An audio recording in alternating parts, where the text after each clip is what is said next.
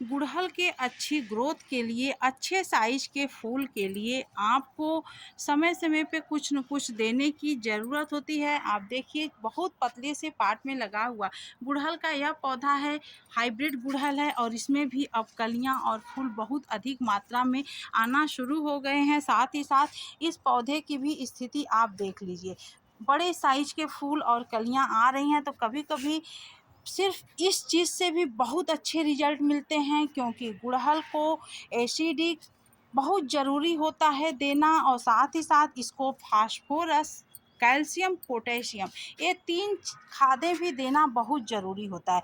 जब आप इसको ये तीनों बराबर हमेशा देते जाएंगे तो आपके पौधे से कभी फूल समाप्त नहीं होगा और हमेशा पौधा नई नई कली बनाता जाएगा और कलियां आपकी गिरेंगी भी नहीं, यदि आप इसको कैल्शियम के रूप में चूना ऊना भी दे देंगे तो आज मैं जो देने वाली हूँ इसके बारे में आपसे बात करूँगी। मैं क्या देने वाली हूँ, क्यों ज़रूरी होता है यह चीज़ गुड़हल को देना, और आपको इसको कितने समय में देना चाहिए, इसी विषय पे। हेलो फ्रेंड्स, स्वागत है आपका हमारे channel my organic green garden में। फ्रेंड्स, कहना चाहेंगे कि यदि आपको हमारे वीडियो अच्छे लगते हो तो देखने के बाद लाइक ज़रूर करिएगा, और चैनल को पहली बार देख रहे होंगे तो सब्सक्राइब करिएगा। तो मैं सबसे पहले तो यह बताऊंगी कि गुड़हल को आप समय हर 10-15 दिन में घर की कुछ चीज़ें ही दे दीजिए। जब आप रसायन यूज नहीं करते हैं तो घर की चीज़ों को, छोटी छोटी चीज़ों को आपको देना पड़ता है, जो आपके घर में आसानी से उपलब्ध होता है। आपके किचन में भी बहुत आसानी से बहुत सारी ऐसी चीज़ें होती हैं जो मिल जाती हैं। तो देखिए, यह हम इस समय पर इसको देंगे ताकि पौधा अच्छा खासा एसिडिक इसकी मिट्टी बनी रहे और पौधे की ग्रोथ भी अच्छी हो और हर ब्रांच कलियों से भरा रहे। तो इन्हीं सब चीज़ों के देने से होता है। तो यह है सरसों की खली, आपको दिख रहा है सरसों की खली। आपको कितना देना है, कैसे देना है, यह भी हम इसी वीडियो में आपसे बताएंगे। तो देखिए, यह सरसों की खली है। तकरीबन हमारा यह टब में लगा हुआ पौधा है, 15-16 इंच के टब में लगा हुआ है। यदि आपका 12 इंच के गमले में है या 10 इंच के गमले में है तो उसकी मात्रा भी मैं आपको बताऊंगी। आप चाहें तो इसका लिक्विड बना करके भी दे सकते हैं। लिक्विड देने के लिए आपको इसको भिगा देना है कम से कम 3 से 4 दिनों के लिए। 3 से 4 दिन जब आप इसको भिगाएंगे तब ये अपना मिनरल्स पानी में अच्छे से छोड़ेगा। उसके बाद आपको उसको सीधे 2 से 3 लीटर पानी में डाल देना है। यह 12 इंच के गमले का माप मैं आपको बता दे रही हूँ। इतना आपको 2 लीटर पानी में डाल दीजिए। भिगाने के बाद 2 लीटर पानी में मिक्स करके बिल्कुल पतला घोल बना करके आपको डालना है।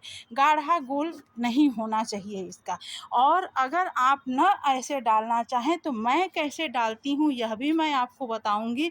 मैं बहुत ज़्यादा समय अपने पौधों पर नहीं देती हूँ, छोटी छोटी चीज़ों से ही बहुत अच्छा रिजल्ट लेती हूँ। और आप लोगों को इसलिए ऐसा करें, मान लीजिए आपका पौधा छोटा है और आपको डर है कि हमारे पौधे में कहीं फंगस ना लग जाए, तो आप घोल करके डालिए। उसके साथ थोड़ी सी नीम की खली भी डाल दें अगर आपको डर है कि हमारे पौधे में फंगस लगेगा तो, या तो फिर मेथी का चूर्ण। बट मैं अकेले ही इसको डालूंगी क्योंकि समय समय पर मैं इसको सब कुछ देती रहती हूँ, आपसे वीडियो भी शेयर करती रहती हूँ। तो इसकी मिट्टी में पहले से ही बहुत सारे चीज़ पड़े होते हैं, तो इस डर नहीं रहता है किसी भी प्रकार के फंगस का। आप देख सकते हैं मैं इसके सूखे फूलों को भी झाड़ू मार करके इसी में डाल देती हूँ। इससे भी बहुत अच्छा खासा पोटेशियम, आयरन, कैल्शियम सब मिलता है, जो कि गुड़हल के फूल में पाया जाता है। हम लोगों के लिए भी यह बहुत कारगर होता है। तो ये दो जो है छोटे छोटे टुकड़े हैं, अब हम इन्हें सिर्फ और सिर्फ इसी तरह से ऐसे इसी मिट्टी में दबा देंगे। इससे क्या होगा, एक तरफ इस टुकड़े को दबा दिए और एक तरफ इस टुकड़े को दबा दिए। आप देख सकते हैं इस तरह से दबा करके इसको हम ढक देंगे। इतना अधिक इसका ग्रोथ हो गया है कि यह इसका जड़ दिख पाना मुश्किल है।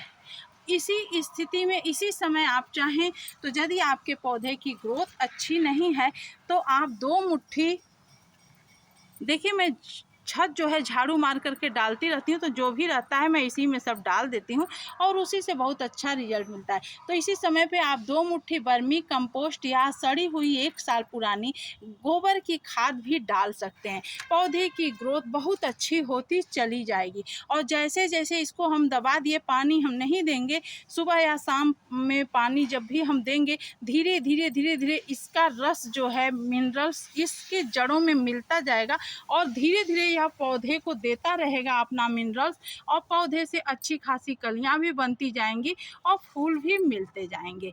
इस तरह से आप देख सकते हैं। तो उसमें मैं जल्दीबाजी नहीं करती हूँ, चूँकि हम अपने पौधे को समय समय पे हमेशा कुछ न कुछ चीज़ें देती रहती हूँ। तो मैं ग्रीन टी इसमें दी हूँ, जो कि बहुत ही तीखा होता है। इस वजह से हमारे पौधे में किसी भी प्रकार का फंगस नहीं लगेगा इसको डालने से। यदि आप न डाले हों तो इसके साथ आप ग्रीन टी या बेकिंग सोडा या मेथी चूर्ण या फिर नीम की खली कुछ भी डाल सकते हैं। जब आप इन चीज़ों के साथ इसको देंगे तो बिल्कुल आप बेधड़क होकर दीजिए, किसी भी प्रकार से आपके पौधे को वो नुकसान नहीं पहुंचाएगा और आपका पौधा बहुत ही अच्छा खासा फ्लावरिंग करता जाएगा। तो उम्मीद है आपको हमारे द्वारा दी गई ये जानकारी अच्छी लगी होगी तो इसे शेयर ज़रूर करिएगा। चैनल को पहली बार देख रहे हैं तो सब्सक्राइब करिएगा और इसको आप लिक्विड भी बना करके दे सकते हैं, वैसे भी दे सकते हैं। तो मिलते हैं अगले वीडियो में अगली जानकारी के साथ। तब तक अपना ध्यान रखिए, अपने पौधे का ध्यान रखिए। Thanks for watching.